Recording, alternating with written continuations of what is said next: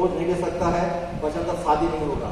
आज अफसोस, लेकिन मैं सच्चाई बताना चाहता हूँ, आज यही तो आज हमारे कलीसिया में हो रहा है कि किसी तरह इसको रिटर्न दिला दिया जाए। वो कितना प्रार्थना क्या सीखा नहीं मालूम हो।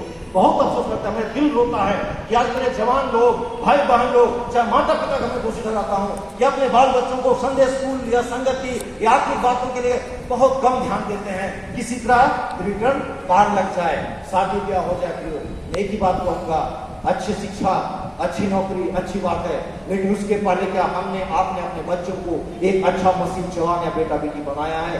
क्या हमने सोचा है कि मेरे बेटे बेटियां जहां कहीं भी जाएंगे प्रभु के लिए खड़ा होंगे? क्या हम इस बात की चर्चा आज घर में शुरू की है ताकि वो बाहर जाकर भी इसी वचन की चर्चा करें, या तो फिर सिगरेट या खैनी या गुटखा या अन्य बातों या हरकतों में लग जाती हो?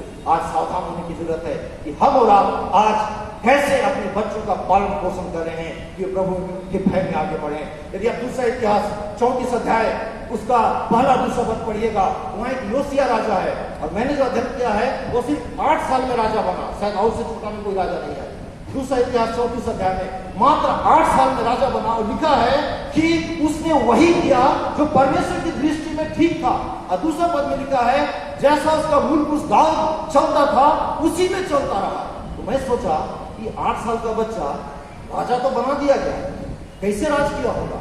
जब अगला पद पढ़ा कि उसके मूल पुरुष दाऊद जैसा चलता था उसी में चला गया, कहने का अर्थ है निश्चय उसके घर में दाऊद उस बात को, चाहे उसके पीढ़ी के बाद के लोग चर्चा किए होंगे, देखो मूसा की व्यवस्था में ऐसी बातें थी, कैसे परमेश्वर उन्हें निकाल के लाया। इस बातों को योसिया राजा सुनता होगा, छुआ से बचपन से सुन रहा होगा, और 8 साल में जब राजा बना तो लिखा है उसने वही किया जो परमेश्वर की दृष्टि में क्या था, ठीक था। क्यों? क्योंकि उनके घर में चर्चा हुई थी, व्यवस्था की बातों की चर्चा हुई थी, इसीलिए वो तमाम व्यर्थ बातों को दूर करके आगे बढ़ेगा, मूर्ति अनंत की बातों को तोड़ डाला और सिर्फ यहोवा परमेश्वर की आराधना करने का वो ठान लिया था। आज हम और आप क्या अपने घरों में वचन की चर्चा कर रहे हैं या नहीं? एक सवाल ये चिन्ह लेकर आज अपने घरों को जाएंगे। क्या मेरे घर में, मेरे घराने में, क्या मेरी कलीसिया मंडली में, मेरे झुंड में क्या वचन की चर्चा आज हो रही है या नहीं? आप देखिएगा, ये सच्चाई है ना। अभी यहाँ पे अनाउंस हो जाए कि आज क्रिसमस गैदरिंग या मीना बाजार हो, कैसा भीड़ होता है? बोलिए ना, कैसा भीड़ होता है? ऐसा भीड़ की कंट्रोल करना मुश्किल हो जाता है। नहीं अनाउंस हो कि आइए आज बाइबल स्टडी होगा, फ्री में खाना भी देंगे, कितने लोग आएंगे? आप लोगों में से बोलिए कितने लोग आएंगे? पता यार ये गिरजा हो गया था, कहा बाइबल स्टडी में जाएंगे ना, देखा जाएगा संडे को चर्च जाते हो जाता है। ये आज मसीहों का सुस्तीपन है। आज हम लोग दुनिया की चीजों की तरफ ध्यान लगाकर आनंदित होते हैं, लेकिन जो गूढ़ आत्मिक बातें हैं जो मुझे आपको प्रभु में आगे बढ़ाएगी, उस चीज को सोचने में हम क्या हो जाते हैं प्रियो, पीछे हो जाते हैं। इसलिए आज हमें आवश्यकता है कि अपने आप को हम ठाने कि हम आज प्रभु में कैसे हैं। ये दूसरा हम लोग सीख लिए कि विश्वास कैसे आएगा, सुनने से। सुनना कहां से? मसीह के वचन से। मैं ज्यादा नहीं बोलना चाहूंगा समय के कमी को मैं देखते हुए तीसरा पॉइंट में आएंगे कि क्यों जरूरी है।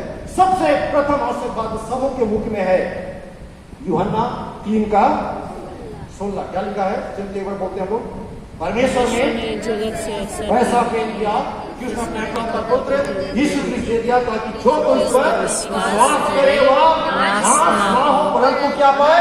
अनंत जीवन पाए। हालेलुया, अनंत जीवन पाए।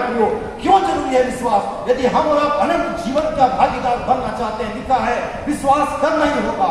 और उसी के बाद 17 के बाद 18 पढ़िएगा ना कि जो विश्वास नहीं करता वो दोषी ठहर चुका, कन्फर्म हो गया।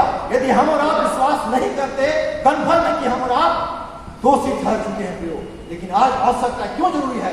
हम और आप अनंत जीवन को पाने चाहते हैं तो विश्वास करना ही होगा। अब सवाल आता है अनंत जीवन क्या है? अनंत जीवन क्या है? सबों का अलग आप सोचते होंगे, लेकिन इसी बहुत शास्त्र बाइबल में यूहन्ना 17 अध्याय उसका 3 में लिखा है कि अनंत जीवन यह है कि वे तुझ एकमात्र सच्चे परमेश्वर और यीशु मसीह को जिसे तूने भेजा है जाने। उस यीशु मसीह को जानना होगा प्रियो। यदि हम और आप उस अनंत जीवन के भागीदार बनना चाहते हैं, यीशु मसीह को जानने के लिए क्या करना होगा? किसी व्यक्ति को जानने के लिए हम लोग क्या करते हैं? उसके साथ मेल मिलाप, संगति, खूब बातचीत करते हैं ताकि उसको हम जान पाए। अपने दोस्तों को हम लोग खूब साथ में रखते हैं, तब बोलते हैं अरे उसको तो हम अच्छी तरह से जानते हैं, तुम क्या जानोगे? मेरा दोस्त है ना, बचपन के साथ खेले, हम जानते हैं। क्यों? उनके साथ संगति था। क्या यीशु मसीह को जानने के लिए कभी कभी संडे के दिन केवल काम चलेगा? नहीं प्रियो, प्रतिदिन आपका व्यक्तिगत प्रार्थना, प्रतिदिन आपका व्यक्तिगत प्रभु के साथ ये बातचीत प्रार्थना के साथ बातचीत जब तक आप नहीं कीजिएगा, उस अनंत जीवन की बातों को आप नहीं जान सकते। इसलिए आज के इस दिन में यदि हम और आप क्यों जरूरी है, क्योंकि हम और आप अनंत जीवन चाहते हैं तो विश्वास करना होगा।